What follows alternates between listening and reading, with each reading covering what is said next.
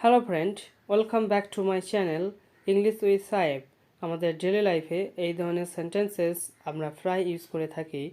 যেমন আমার যাওয়া নিষেধ, তোমার মিষ্টি খাওয়া নিষেধ, তোমার খাওয়া নিষেধ নেই, তার কি এখানে আসা নিষেধ।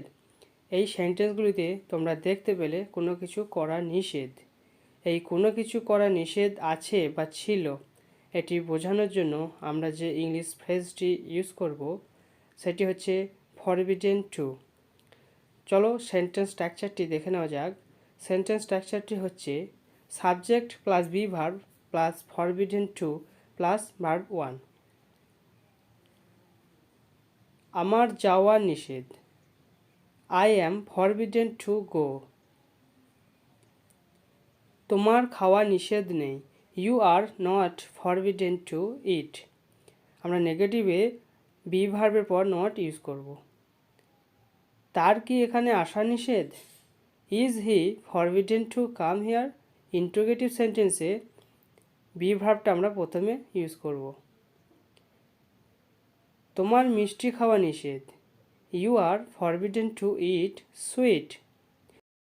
আবার আমরা অনেক সময় এই ধরনের সেন্টেন্সে বলি যেখানে কোনো অ্যাকশন বা কাজের কথা বলি না।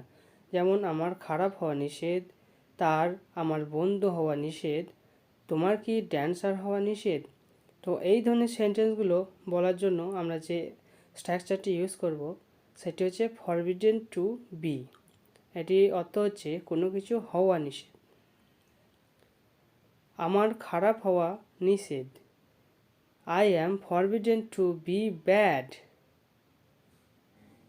তার আমার বন্ধু হওয়া নিষেধ, he is forbidden to be my friend. তোমার কি গায়ক হওয়া নিষেধ, are you forbidden to be a singer?